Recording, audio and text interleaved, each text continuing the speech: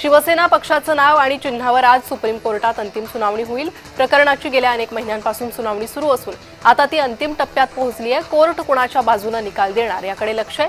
निकालामुळे शिवसेनेचं भवितव्य आणि राज्यातील सत्ता समीकरण दोन्ही ठरू शकतात। संभाजीनगर शहरात मोकाट कुत्र्याच्या चाव्याने चिमुकल्याचा मृत्यू झालाय।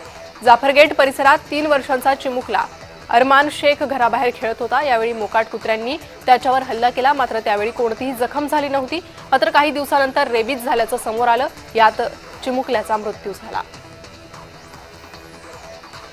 संभाजीनगर जिल्ह्यात गेल्या महिन्यात झालेल्या अतिवृष्टीमुळे शेती पिकांचं मोठ्या प्रमाणात नुकसान झालं। यामुळे हताश 3 शेतकऱ्यांनी आत्महत्या केल्या।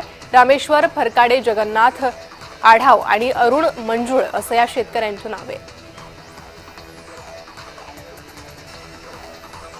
रत्नागिरी जिल्ह्यात महाराष्ट्र नवनिर्माण विद्यार्थी सेनेतर्फे चिखल नांगरी स्पर्धा आयोजन करण्यात आलं।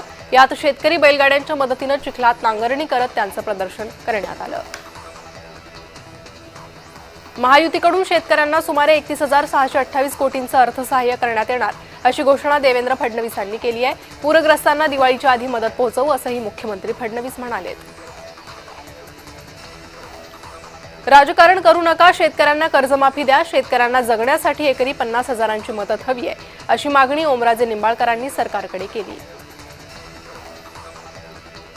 जळगाव शहरातील स्मशानभूमीतून महिलेच्या अस्थींची चोरी करण्यात आली आहे। अंगावरील सोनं चोरून नेण्यासाठीची अस्थी चोरून नेल्याचा आरोप करण्यात आला। पाटील कुटुंबियांनी महापालिकेच्या सुरक्षेच्या व्यवस्थेवर नाराजी व्यक्त केली आहे। स्मशानभूमीत सुरक्षा रक्षक आणि सीसीटीव्ही बसवण्याची मागणीही करण्यात आली आहे।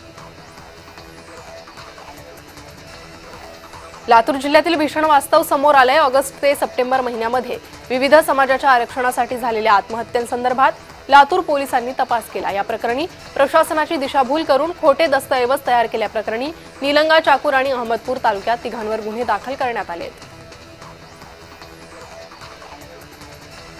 दक्षिण अमेरिकेतील चिली देशात एका कर्मचाऱ्याला चुकून त्याच्या पगाराच्या 330 पट अधिक रक्कम मिळाली आहे। त्यानंतर त्याने तत्काळ नोकरी सोडली। कंपनीने त्याला कोर्टात खेचलं, मात्र आता तो कायदेशीर लढाई जिंकला असून त्याने ही रक्कम स्वतःकडे ठेवण्याचा अधिकारही मिळवला आहे।